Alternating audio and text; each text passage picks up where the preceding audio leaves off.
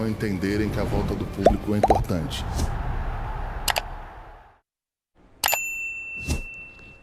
Esse clipe retrata bem o que está em jogo, senhoras e senhores. Uma primeira partida muito tensa, com um placar absolutamente resolvido, mas que nos bastidores parece um jogo de vários tempos. Pedro Torre e Gustavo Berton estão chegando para fazer aqui a famosa tabelinha no Sport Center com informações, o que vai acontecer em campo e o clima de bastidores, o lado do Flamengo, o lado do Grêmio, começando com Pedro Torre, que está já no Maracanã. Grande abraço para você, Torre, boa tarde.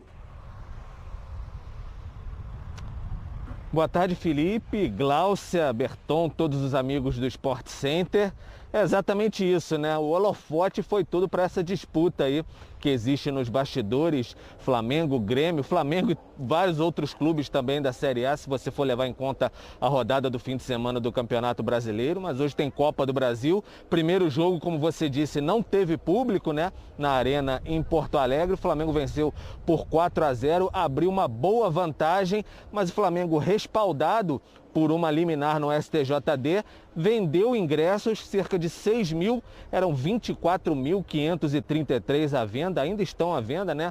O torcedor tem que comprar, fazer o teste antígeno, comprovante de vacinação para vir ao Maracanã. Dias depois, o Flamengo volta a receber público aqui no Maracanã. São exatamente 17h41 desta quarta-feira. Eu vou pedir ao nosso repórter cinematográfico, o Eduardo Pereira, para mostrar aqui, Felipe, amigos do Sport Center, Gláucia, Berton, já está tudo interditado aqui, porque é um esquema de evento teste mesmo aqui no Maracanã, um evento preparatório. Então o que acontece? Um perímetro foi isolado agora a partir das 17h30, o pessoal vai entrar agora, não tem movimentação de carro nenhum. Quem tiver ingresso vai passar depois ali, ser todo mundo checado, e a partir das 18h30 os torcedores vão começar a acessar o estádio e aí vai ter aquela checagem, que você tem um comprovante de vacinação, se você retirou o ingresso, tem a fitinha ali, a pulseirinha, na verdade, comprovando que você mostrou tudo, trocou na bilheteria, está com a documentação toda certinha, aí vai acessar o estádio aqui para apoiar o Flamengo. O Flamengo se sente respaldado juridicamente, como eu já disse, tanto nessa questão de hoje da Copa do Brasil, como na questão do fim de semana. Então, vamos aguardar, e o Flamengo abrindo 4-0 na disputa da Copa do Brasil, mas tem, apesar dessa disputa dos bastidores, tem campo e bola, como eu disse. O técnico Renato Gaúcho vai dar uma segurada em alguns jogadores. Diego Alves, o Ilharão devem ser poupados desse jogo aqui no Maracanã, dar uma descansada. Tem sequência, tem Libertadores na próxima semana, semifinal, e ele não pode contar com outros atletas ainda, porque estão em recuperação de lesão. Arrascaeta, Felipe Luiz, o Diego e o Bruno Henrique. A gente tem uma tela aí com a provável escalação do Flamengo. Deve 5 de julho, aquela goleada de 5-1 sobre o São Paulo no Maracanã, deve voltar hoje depois de um trabalho especial de reequilíbrio muscular. O Flamengo deve ir a campo então com Gabriel Batista, Mateuzinho, Rodrigo Caio, Gustavo Henrique e René, Thiago Maia e Andrés Pereira, Everton Ribeiro, Vitinho e Michael, e na frente o Gabigol, voltou da seleção com algumas dores musculares, não enfrentou o Palmeiras no fim de semana, mas vai voltar hoje aqui no Maracanã para encarar o Grêmio. O Flamengo, como eu disse, uma larga vantagem, tranquilo, com público, mas parece que isso tem irritado bastante os outros clubes, principalmente o Grêmio. Não é isso, Berton? Boa tarde.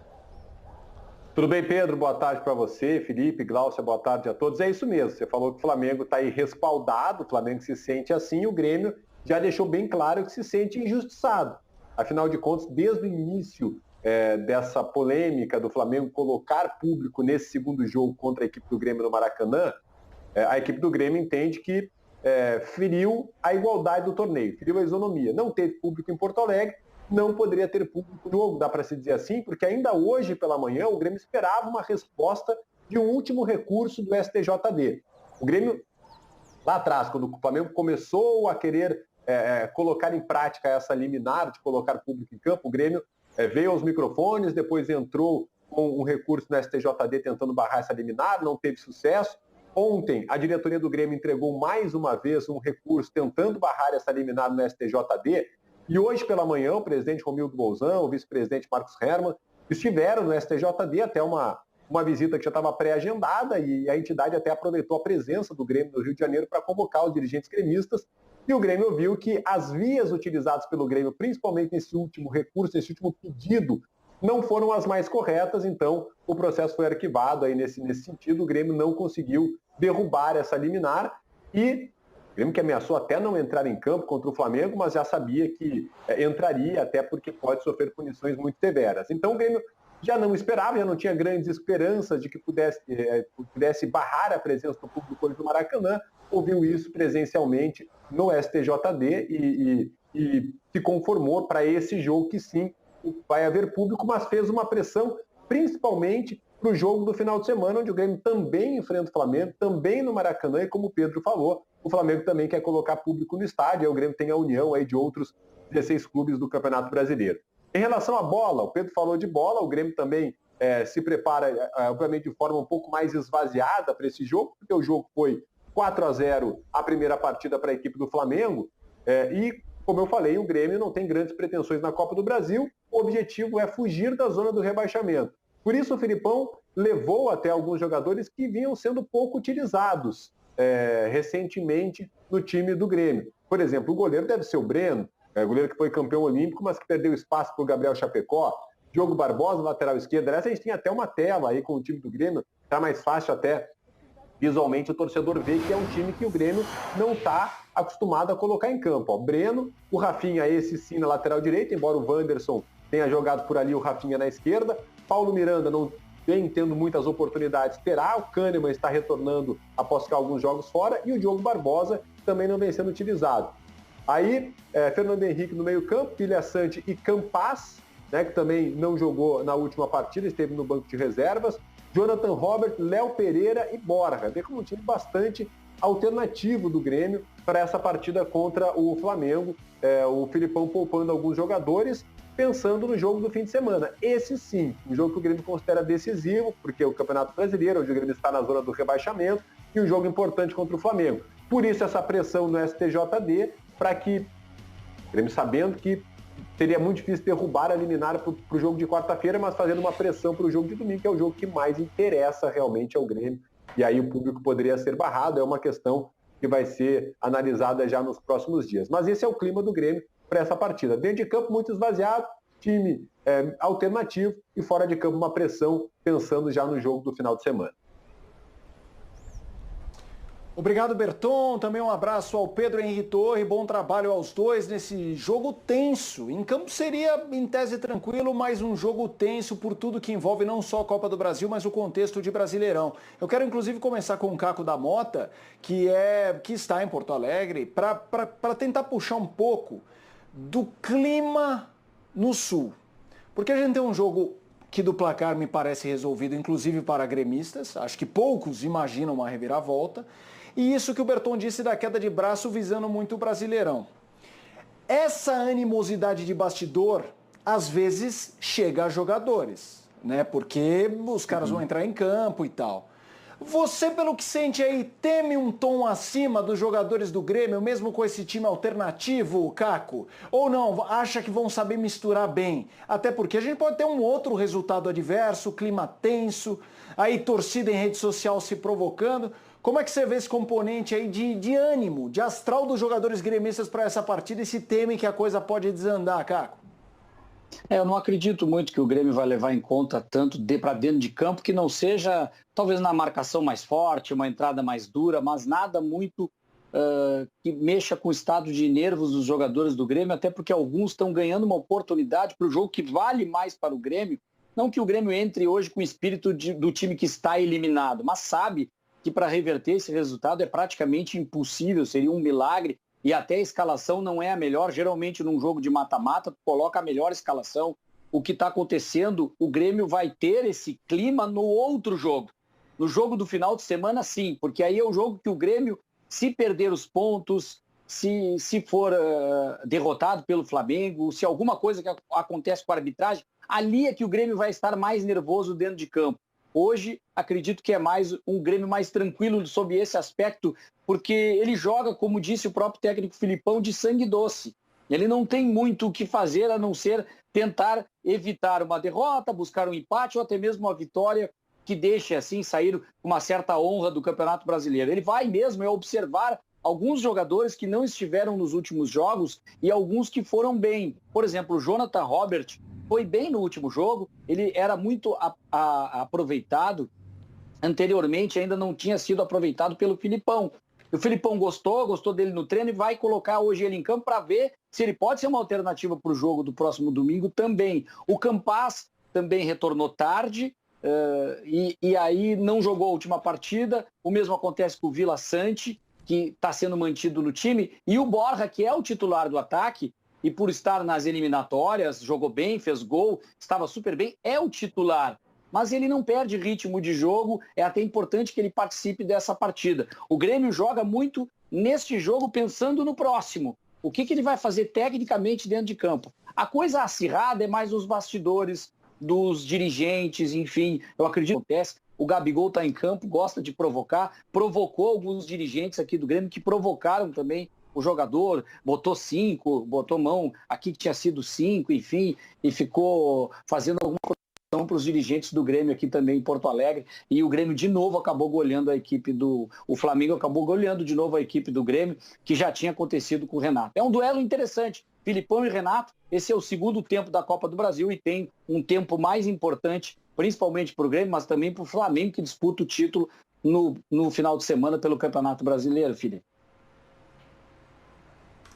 Renatinho, você acha que o Felipão acerta em tirar o peso dessa partida, já que é um placar elástico, um placar difícil de ser mudado, e aí já fazer até alguns testes na sua equipe, pensando em ver alguns jogadores diante de um adversário um pouco mais forte? Você acha que o Felipão acerta nessa estratégia, acerta nessa coisa de mudar o seu time para essa partida? Externamente, sim. Eu acho que isso é um trabalho que ele tem que fazer de forma externa, até porque é a realidade, mas internamente buscar a questão da competitividade dentro do elenco, né?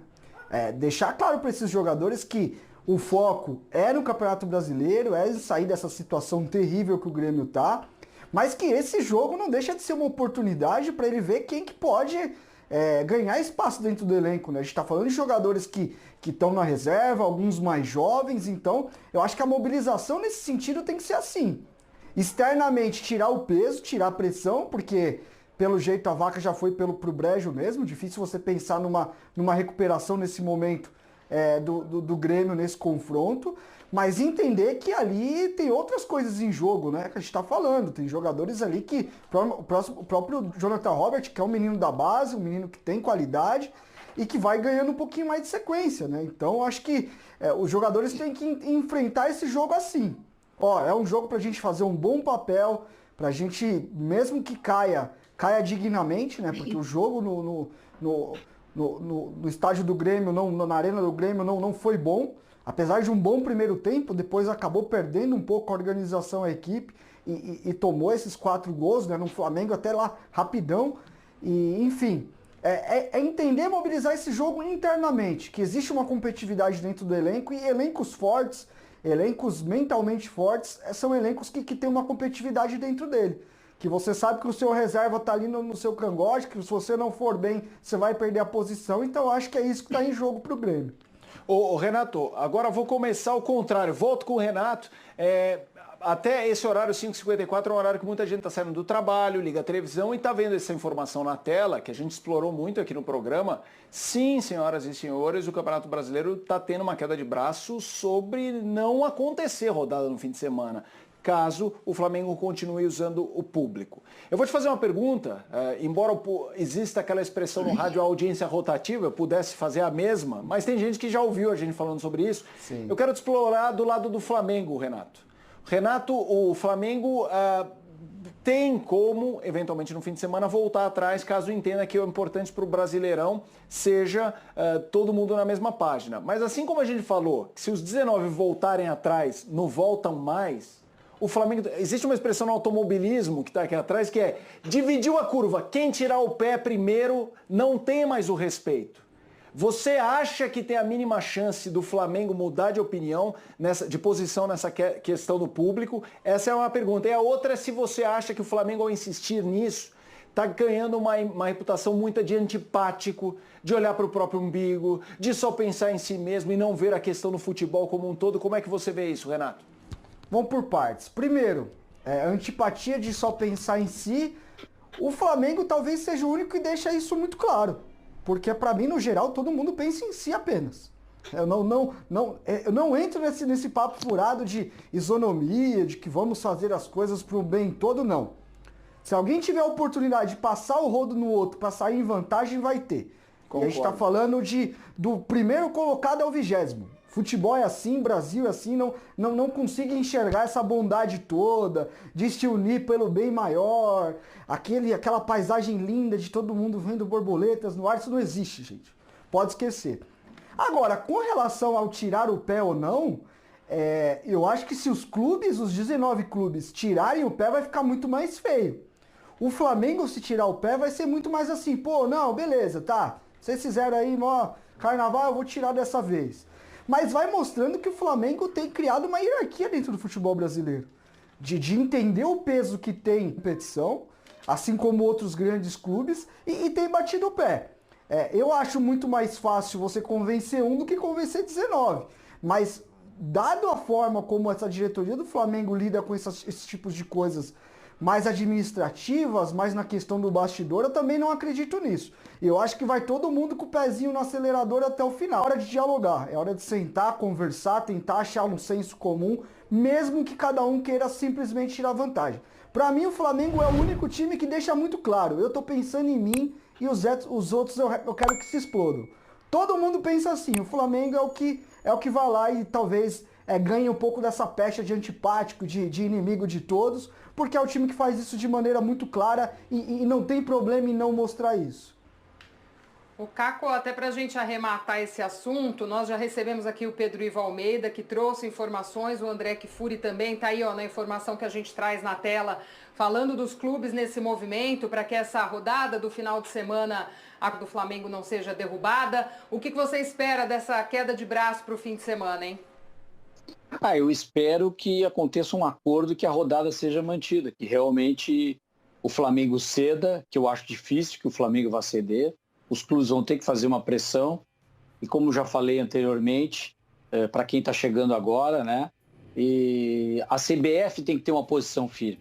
Se a CBF não tiver uma posição, um ou outro clube vai começar a mudar de posição, como disse o Renato, daqui a pouco o próprio Atlético Mineiro já voa e começa um efeito escala e todos vão começar a levar públicos para os seus estádios e isso vai acabar. Eu espero que essa força dos 19 clubes seja realmente forte com o apoio da CBF, para que entrem no acordo, para que a bola role e para que tenha público daqui a 3, 4 rodadas com todos juntos. Se é ou não é isonomia, pela forma isolada, como o Flamengo. Ele não pode ser líder das decisões no futebol brasileiro. Isso tem que ser tomado de uma forma conjunta.